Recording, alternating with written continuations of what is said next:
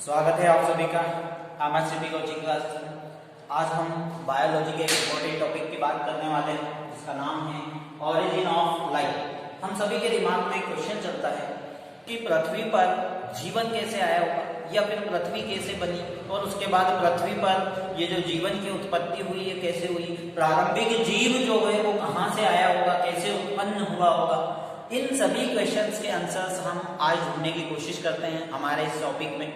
आइए हम बात करते हैं ऑरिजिन ऑफ लाइफ की। तो अगर अकॉर्डिंग टू बायोलॉजिकल कॉन्सेप्ट देखा जाए तो ओरिजिन ऑफ लाइफ के बारे में अलग अलग वैज्ञानिकों ने अलग अलग मत दिए और उनके अकॉर्डिंग अलग अलग तरीके से जीवन जो है वो पृथ्वी पर आया। इसके अबाउट में अलग अलग थ्योरीज है, एक एक करके हम थ्योरीज को जानने की कोशिश करते हैं कि किस साइंटिस्ट ने किस थ्योरी के अकॉर्डिंग क्या कहा। सबसे पहली थ्योरी है थ्योरी ऑफ स्पेशल क्रिएशन और रिलीजियस थ्योरी। इसको बोलते हैं हम विशिष्ट सृष्टिवाद या धार्मिकवाद। इसके अकॉर्डिंग अलग अलग धर्म ग्रंथों या धर्म गुरुओं ने अलग अलग तरीके से जीवन की उत्पत्ति के बारे में बताया। अगर मैं हिंदू धर्म ग्रंथ की बात करूं तो उसके अकॉर्डिंग अगर देखा जाए तो ब्रह्मा जी ने अपने शरीर के अंगों से जो है वो क्या किया, अलग अलग जीवों को बनाया। जैसे फॉर एग्जाम्पल ऐसा माना जाता है धर्म ग्रंथों के अकॉर्डिंग कि जो ब्रह्मा जी थे उनके सिर से मनुष्य का विकास हुआ। ठीक है, मनुष्य मतलब मनुष्य की उत्पत्ति हुई, ओरिजिन हुआ। ठीक है, उनके जो चेस्ट था, चेस्ट से जो है बर्ड्स बन गए। ठीक है, माउथ से बर्ड्स बन गई। देन जो बॉडी पर हेयर्स थे उन बॉडी के हेयर से प्लांट्स बन गए। ये कॉन्सेप्ट या ये मान्यता थी according to theory of special creation. ठीक है, इसी में अगर बाइबल के अकॉर्डिंग देखे जाए तो ऐसा माना जाता है बाइबल के अकॉर्डिंग कि पूरा जो वर्ल्ड है उस वर्ल्ड का जो ओरिजिन है या क्रिएशन है वो गॉड ने किया है। गॉड के अकॉर्डिंग ये 6 डेज में पूरा वर्ल्ड बना। ठीक है, और उसमें भी ऐसा बताया जाता है या ऐसा कहा जाता है कि अलग अलग डेज में जो है वो अलग अलग प्रकार के जीव जंतुओं का निर्माण हुआ। अगर फर्स्ट डे की बात करूं तो फर्स्ट डे में अकॉर्डिंग टू बाइबल देखा जाए फर्स्ट डे अर्थ और हेवन मतलब स्वर्ग और पृथ्वी का निर्माण हुआ। दूसरे दिन आकाश, तीसरे दिन चंद्रमा और तारे बन गए। ठीक है, समझ में ही बात। और है ना, चौथे दिन पेड़ पौधे बन गए, है ना, पांचवें दिन जो है मनुष्य बन गए और अदर जंतु बन गए। इस प्रकार से पूरे 6 दिन मिलाकर जो है ना 6 दिनों में क्या हुआ, किसका निर्माण हुआ, पूरी सृष्टि का या पूरे वर्ल्ड का क्रिएशन हुआ। ये था थ्योरी ऑफ स्पेशल क्रिएशन और रिलीजन। इसमें कोई साइंटिफिक कॉन्सेप्ट नहीं था, इसलिए इसको क्या कर दिया गया, नकार दिया गया या अनएक्सेप्टेड कर दिया गया। दूसरी जो थ्योरी है वो है theory of eternity of present condition. ये बोलता है या इस थ्योरी के अकॉर्डिंग हम देखें तो इस थ्योरी का मानना है क्या कि पृथ्वी पर न तो जीवन का कहीं प्रारंभ हुआ है और ना ही इसका कोई अंत है। आरंभिक काल से या प्रारंभ से, इनिशियल टाइम से जीवन पृथ्वी पर ऐसे ही बना हुआ है और अंत तक ये ऐसा ही, आगे भी ऐसा ही बना रहेगा। मतलब जीवन का ना कोई आदि है और ना कोई अंत है। ये हमें बताता है theory of eternity of present condition. Third theory की बात करते हैं थ्योरी ऑफ स्पॉन्टेनियस जनरेशन। इसको बोलते हैं स्वतः जननवाद। ठीक है, इसमें एक वैज्ञानिक था वॉन हेलमोंट। ठीक है, और एक और वैज्ञानिक थे जॉन नीदम। इन दो का इंपॉर्टेंट रोल रहा थ्योरी ऑफ स्पॉन्टेनियस जनरेशन को एक्सप्लेन करने में।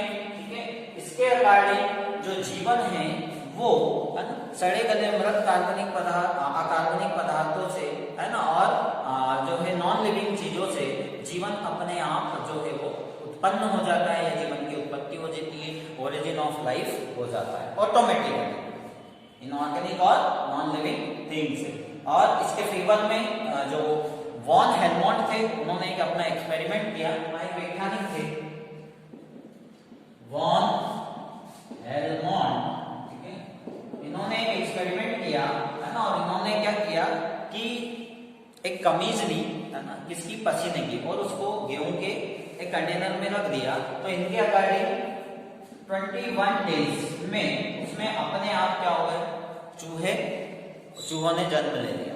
ठीक है, हाँ, और इसने कहीं ना कहीं फेवर किया किसको, थ्योरी ऑफ स्पॉन्टेनियस जनरेशन को, स्वतः जननवाद को। और ऐसे एक और वैज्ञानिक थे जिनका नाम था क्या, जॉन नीदम। है ना, जॉन नीदम ने भी ये बताया था कि अगर हम है ना एक बंद फ्लास्क ले है ना और उसको हल्का सा टाइट बांध दे और उसमें मांस ले, ठीक है, तो हम देखेंगे कि कुछ समय के बाद उसमें जीवाणुओं के या बैक्टीरिया के छोटे छोटे बंचेस या ग्रुप हमको मिल जाते हैं, ठीक है। इन दोनों वैज्ञानिकों के अकॉर्डिंग जो है स्पॉन्टेनियस जनरेशन हुआ और इन दोनों वैज्ञानिकों के कॉन्सेप्ट ने कहीं ना कहीं स्पॉन्टेनियस जनरेशन की जो थ्योरी थी उसको बहुत सपोर्ट किया, ठीक है। तो ये भी कहीं ना कहीं साइंटिफिक बेस पर जो है वो एक्सेप्टेबल नहीं थी, इसलिए इसको भी अनएक्सेप्ट कर दिया गया, ठीक है। तीनों थ्योरी अनएक्सेप्ट हो गई। अब अगर चौथी की बात करें, थ्योरी ऑफ बायोजेनेसिस, को बोलते हैं जीवोत्पत्ति का सिद्धांत। ये ऐसा मानती है कि भाई निर्जीव चीजों से या सड़ी गली मृत चीजों से जो है जीवन की उत्पत्ति नहीं हो सकती। अगर आपको जीवन की उत्पत्ति करवानी है या जीवन की उत्पत्ति होती है तो उसके लिए ये कंडीशन बहुत नेसेसरी होती है कि दूसरी जीवित चीजें जो होती है, लिविंग जो थिंग्स होती है, उन लिविंग थिंग्स से ही नई या न्यू लिविंग थिंग्स बन सकती है।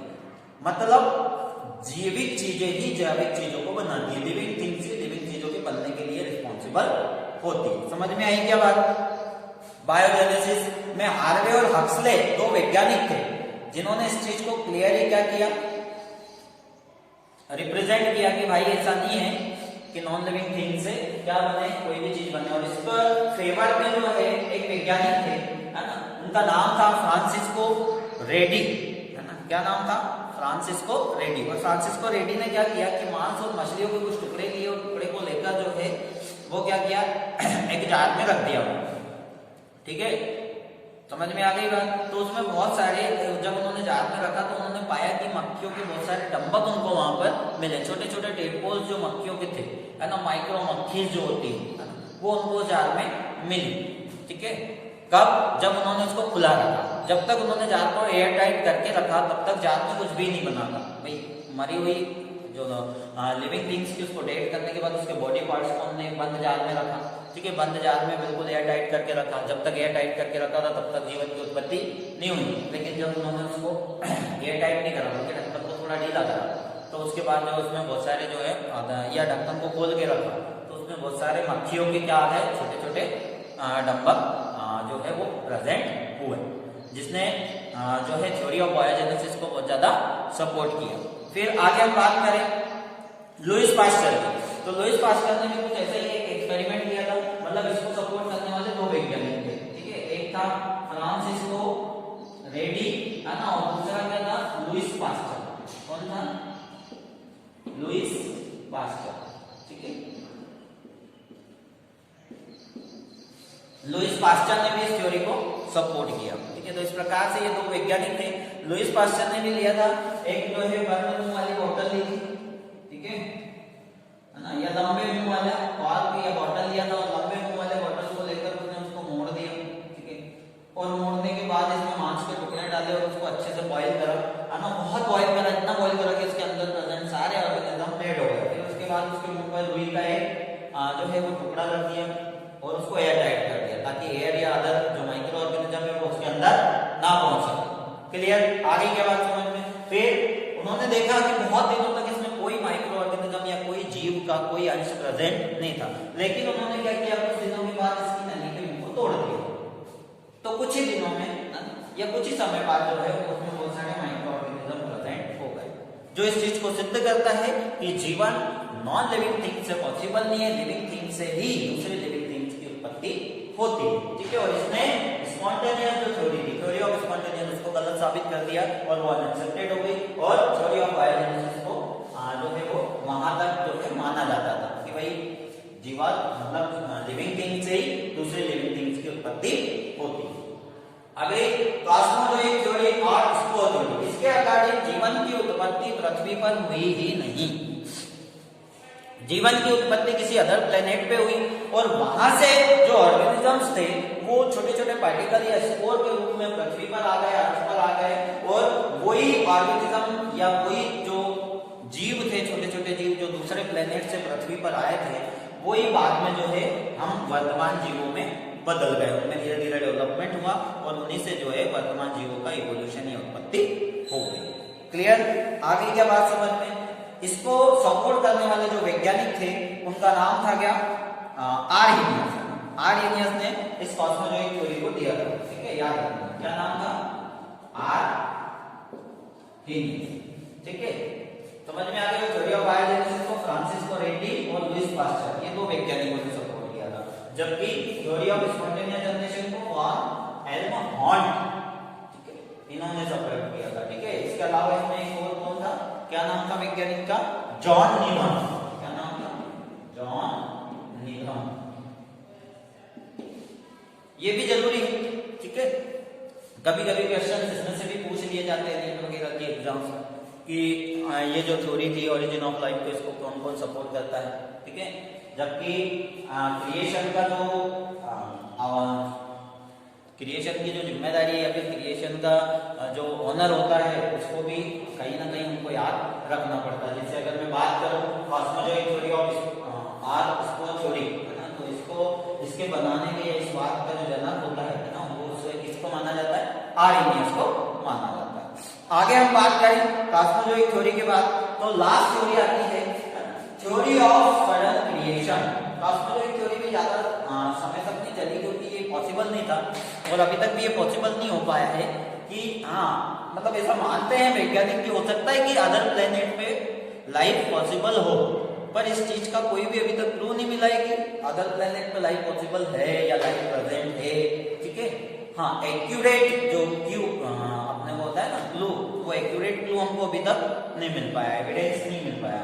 ठीक है, अब theory of sudden creation, theory of sudden creation के बारे में बहुत सारे अपन जनरल लैंग्वेज सब्जेक्ट्स में भी कहीं ना कहीं ऐसी कहानियां पढ़ते रहते हैं कि भाई पृथ्वी पर एक डेफिनेट इंटरवल के बाद लाखों या हजारों वर्षों के बाद जो होता है वो एक महाप्रलय आता है, और वो महाप्रलय आने के बाद जो है वो पूरी पृथ्वी जो होती है वो चेंज हो जाती है ना, और पूरी पृथ्वी जो है पहाड़ जो है वो जल में बदल जाते हैं और जो है जमीन में जो है वापस पहाड़ों में बदल जाती है, मतलब उथल पुथल होती है पृथ्वी पर, वो पूरा जीवन डिस्ट्रॉय हो जाता है और उसके बाद जो है नए सिरे से जीवन की उत्पत्ति होती है इनऑर्गेनिक सब्सटेंस से, इनऑर्गेनिक सब्सटेंसेस और नॉन लिविंग चीजों से। ठीक है, ये कौन मानता है, थ्योरी ऑफ सडन क्रिएशन। समझ में आ गई वैज्ञानिक, और सभी को समझ में आ गया।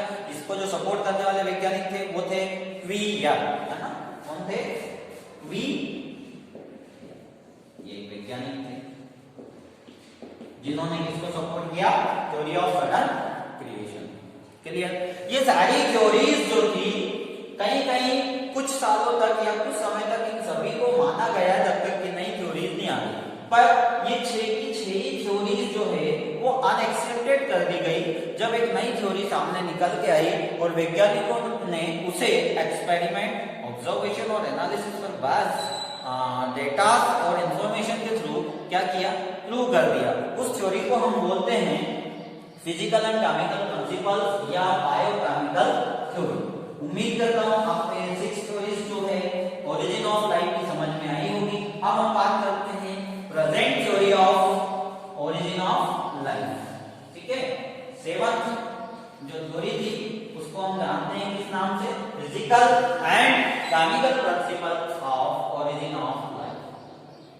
Physical and chemical principles of origin of life, या फिर हम इसको जानते हैं किस नाम से, theory of biochemicals. Theory of biochemicals, theory of biochemicals को अगर हमको समझना है तो सबसे पहले हमको जाना पड़ेगा यूनिवर्स। इनिशियली प्रारंभ में अगर मैं बात करूं लगभग 20 बिलियन ईयर्स एगो, लगभग 20 अरब वर्ष पहले अगर हम बात करें तो पूरा ब्रह्मांड जो है वो ऐसा माना जाता था कि पूरा ब्रह्मांड जो है वो एक पॉइंट पर कॉन्सेंट्रेट था, एक पॉइंट पर, एक बिंदु पर कॉन्सेंट्रेट था। ठीक है, जो कि गैस का बादल था। हाँ, अगर वो थोड़ा सा पहले चले तो ऐसा माना जाता है कि भाई जो पूरा ब्रह्मांड या यूनिवर्स अभी प्रेजेंट में हम जिसे यूनिवर्स बोलते हैं, ये यूनिवर्स जो था वो इलेम नाम का एक गैसीय बादल था। उसमें टेम्परेचर बहुत ज्यादा और प्रेशर बहुत ज्यादा होने के कारण वो इतना ज्यादा कंडेंस हो गया कि उसमें एक ब्लास्ट हुआ और उसके ब्लास्ट होने से मैटर और एनर्जी बनी और उसी से जो है पूरे ब्रह्मांड में प्रेजेंट जो सेलेस्टियल बॉडीज है उसका निर्माण हुआ। वहीं पर हम समझते हैं कि इनिशियली जो था वो एक पॉइंट पर कॉन्सेंट्रेट था। ठीक है, हाँ ये बहुत ज्यादा जायंट पॉइंट जिसको बोलते हैं ना, पूरा ब्रह्मांड अगर एक पॉइंट पर कॉन्सेंट्रेट है तो वो पॉइंट कितना बड़ा होगा आप समझ सकते हैं। पर टेम्परेचर हाई होने के कारण इसमें ब्लास्ट हुआ, और ये हमको बताता है कौन, बिग बैंग थ्योरी, इसको बोलते हैं महाविस्फोट सिद्धांत। महाविस्फोट सिद्धांत के अकॉर्डिंग हम देखें तो ब्रह्मांड की जो रचना है वो कैसे हुई, तो बोले ब्रह्मांड इनिशियली एक पॉइंट पर कॉन्सेंट्रेट था, उस पॉइंट पर टेम्परेचर और प्रेशर के बढ़ने से एक ब्लास्ट हुआ, उसके ब्लास्ट होने से है ना अर्थ पर प्रेजेंट जितनी भी चीजें हमको दिखाई दे रही है, stars, planets, satellites, meteors, meteorites, asteroids, इन सभी का फॉर्मेशन हुआ। अब जब इन सभी का फॉर्मेशन हुआ तो इन सभी के फॉर्मेशन में एक कौन था, हमारा अर्थ भी था, ठीक है, प्लैनेट्स वगैरह सब बने तो प्लैनेट्स में एक हमारा अर्थ भी था या पृथ्वी भी थी, ठीक है, समझ में आ रही बात। इसमें जब ब्लास्ट हुआ, ठीक है, तो ब्लास्ट हुआ तो लगभग ब्लास्ट होने के कितने, आज से अगर हम देखें तो लगभग 4.5 बिलियन ईयर एगो, कितने बिलियन ईयर एगो, 4.5, लगभग 5 अरब या 4.5 अरब वर्ष पूर्व जो है वो हमारी पृथ्वी का निर्माण हुआ। इनिशियली जब पृथ्वी बनी तो पृथ्वी का टेम्परेचर बहुत ज्यादा था, अर्थ का जो टेम्परेचर था वो कैसा था, बहुत ज्यादा, और अर्थ का टेम्परेचर इतना ज्यादा था कि वहां पता लगाना पॉसिबल या फिर वहां पर जीवन जैसी किसी भी चीज को उत्पन्न होना इम्पॉसिबल था, ठीक है। पर धीरे धीरे क्या हुआ, इनिशियली अगर हम देखें तो ये गैसियस क्लाउड था जो बहुत ज्यादा हाईली कंडेंस्ड था, तो इसमें भी कुछ गैसेस इनिशियली प्रेजेंट थी जब प्रारंभिक अर्थ बनी, और इसका जो टेम्परेचर था वो भी लगभग इस लास्ट पॉइंट के थोड़ा बहुत कम होगा या लगभग इक्वल था, ठीक है। अब वो इतना ज्यादा टेम्परेचर था कि पृथ्वी पूरा दहकता हुआ आग का गोला थी, मतलब like a fire ball, like a fire ball की तरह थी, ठीक है। और इस समय इसमें जो प्रेजेंट गैसेस थी वो थी हाइड्रोजन और हीलियम।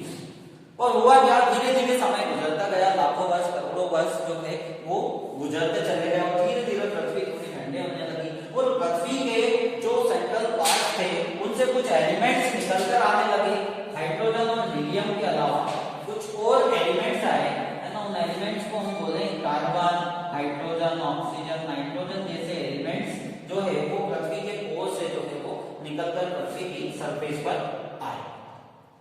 इनमें इंटर रिएक्शंस हुई इन एलिमेंट्स में, और इंटर रिएक्शंस होने के फलस्वरूप चूंकि हाइड्रोजन पहले से अवेलेबल थी, नाइट्रोजन बनी, ऑक्सीजन बनी, इनके इंटर रिएक्शन से अमोनिया बनी, मीथेन बनी, कार्बन और हाइड्रोजन के रिएक्शन से मीथेन बनी।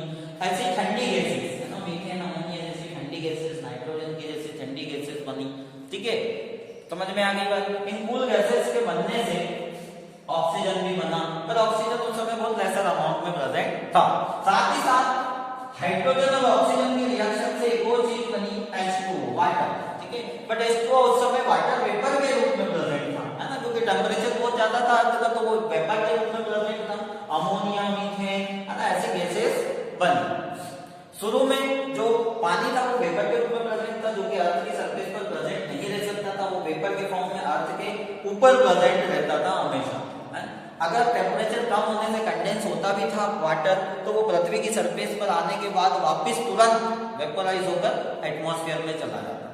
धीरे धीरे टेम्परेचर और कम होने लगा, और कम होने लगा, और जो वाटर वेपर अर्थ के ऊपर प्रेजेंट था वो धीरे धीरे in the form of rains earth surface पर आने लगा।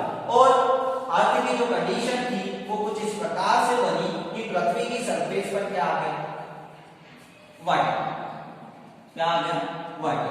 क्योंकि पृथ्वी ब्लास्ट से बनी थी, या सभी प्लैनेट या सेलेस्टियल बॉडीज ब्लास्ट से बने थे, तो ब्लास्ट से बनने के कारण जो है इन पर बहुत सारे गड्ढे, नाले, बड़े गड्ढे, छोटे गड्ढे, ऐसी बहुत सारी चीजें प्रेजेंट थी, ठीक है। जब पानी हुआ, बारिश हुई, तो ये इन सभी में पानी भर गया, और पानी भरने के कारण रिवर्स, लेक्स, ओशियन, सीज, इन सभी का फॉर्मेशन हुआ, ठीक है। और इन ओशियन, सीज में क्या क्या प्रेजेंट था अगर देखें हम उस समय, तो H2O था, कार्बन जैसे एलिमेंट प्रेजेंट थे, क्या नहीं, अमोनिया जैसी गैस जो थी वो एटमॉस्फेयर में प्रेजेंट थी, मीथेन एटमॉस्फेयर में प्रेजेंट थी, अमोनिया एटमॉस्फेयर में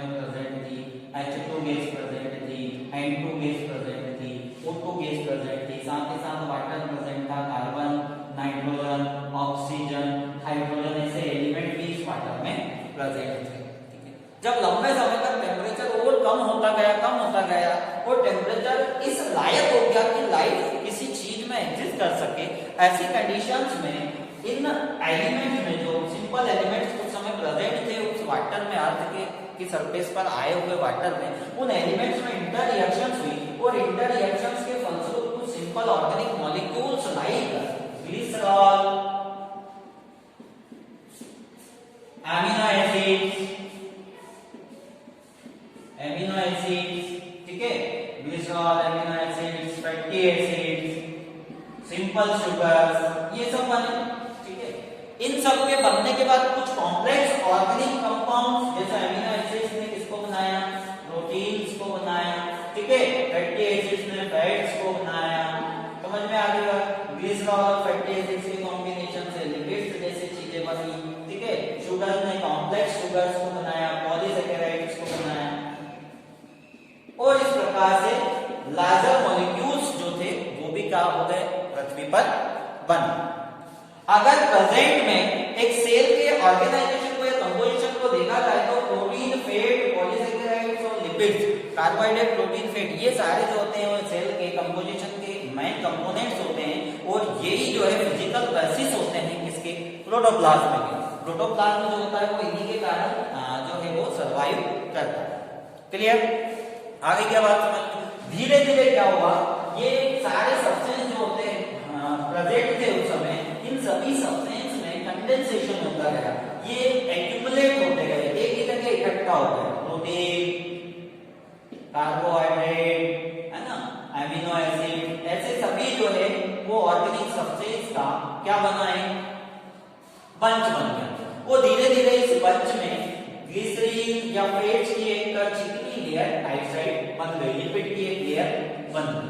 ठीक है, और धीरे धीरे और लाखों करोड़ों वर्ष बीतते गए और ये जो स्ट्रक्चर था, इस स्ट्रक्चर में है ना स्वतः ही जो है वो क्या जनरेट हो गए, लिविंग कैरेक्टर्स आ गए। ठीक है, स्पॉन्टेनियस तरीके से स्वतः ही जो है इसमें लिविंग कैरेक्टर आ गए।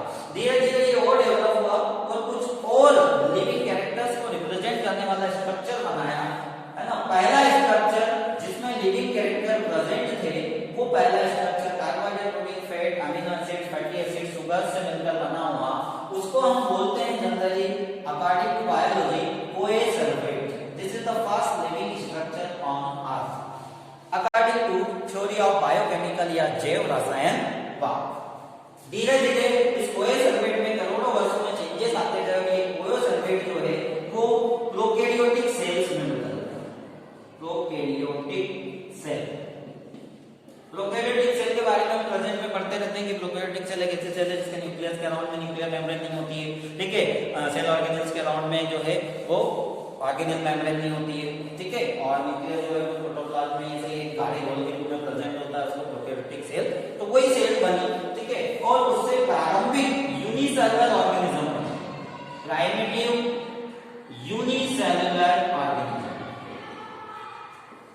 और वो जो प्राइमिटिव यूनिसेलुलर ऑर्गेनिज्म था उसे हम जनरली बोलते हैं क्या, बैक्टीरिया। ठीक है, प्रारंभिक यूनिसेलुलर ऑर्गेनिज्म जो सबसे पहला जीव पृथ्वी पर आया था वो था बैक्टीरिया। ठीक है, और आइडेंटिफिकेशन के अगर अकॉर्डिंग देखा जाए तो ऐसा माना जाता है कि प्रारंभिक यूनिसेलुलर ऑर्गेनिज्म जो बैक्टीरिया के रूप में आया था उसे हम जानते हैं साइनोबैक्टीरिया के रूप में, साइनोबैक्टीरिया। ठीक है, और वर्तमान में इसे हम बोलते हैं ब्लू ग्रीन एल्गी। ये साइनोबैक्टीरिया जो है वो प्रारंभिक एक कोशिकीय जीव था जो प्रोकैरियोटिक टाइप का था और पृथ्वी पर आया। बस इस प्रोकैरियोटिक सेल में धीरे धीरे चेंजेस आए, लाखों करोड़ों वर्षों में यूकैरियोटिक सेल्स बन गए। यूकैरियोटिक सेल्स में डिवीजन हुआ, मल्टीप्लाई हुआ और उससे अलग अलग प्रकार के ऑर्गेनिज्म बने, उनमें वेरिएशंस आया। वेरिएशन आने से अलग अलग स्पीसीज बनी और स्पीसीज से अलग अलग ऑर्गेनिज्म बन गए और वर्तमान में प्रेजेंट सभी जीवों का निर्माण। तो ये था थ्योरी ऑफ बायोकेमिकल्स और इस प्रकार से जीवन की उत्पत्ति हुई। ये सबसे मोस्ट एक्सेप्टेबल क्या था, थ्योरी थी, है ना, सबसे ज्यादा मोस्ट एक्सेप्टेबल थ्योरी, है ना। और इसका जो है श्रेय जाता है ओपेरिन और हैल्डेन, इसको ओपेरिन और एडेन। ठीक है, समझ में आ गई बात। इसके अलावा मिलर और यूरे ने इस थ्योरी को सपोर्ट किया। मिलर और यूरे ने एक एक्सपेरिमेंट किया था कि जो प्रेजेंट कंडीशन, इनिशियली जो कंडीशन प्रेजेंट थी, है ना, उस समय लाइट नहीं होती थी, टेम्परेचर बहुत ज्यादा था, है ना, वाटर प्रेजेंट था और उसमें कार्बन, नाइट्रोजन, हाइड्रोजन, हीलियम और अमोनियम, मीथेन जैसी गैसेस प्रेजेंट थी। तो इन सभी को लेकर उन्होंने एक एपरेटस तैयार किया और एक्सपेरिमेंट किया। तो उन्होंने भी पाया, है ना, कि उन्होंने जो घोल लिया था प्रेजेंट कंडीशन इनिशियल जो थी एंशिएंट टाइम में, अरबों वर्ष पहले जो कंडीशन थी उस कंडीशंस को क्रिएट करके उन्होंने ये किया। ठीक है, और ये जो प्रारंभिक लाइफ थी, देखो 20 बिलियन ईयर एगो ब्रह्मांड बना, 4.5 बिलियन ईयर एगो अर्थ बना। ठीक है, और 3.5 बिलियन ईयर एगो ये अर्थ बिलियन ईयर एगो ये अर्थ बनी, और 3.5 बिलियन ईयर एगो जो है वो कौन बना, जीवन या लाइफ जो है वो पृथ्वी पर। क्लियर, उम्मीद करता हूं आप सभी को ओरिजिन ऑफ लाइफ जो है वो समझ में आया होगा। ठीक है, आप इस वीडियो को लाइक करें, शेयर करें और चैनल को सब्सक्राइब करें। Thank you very much.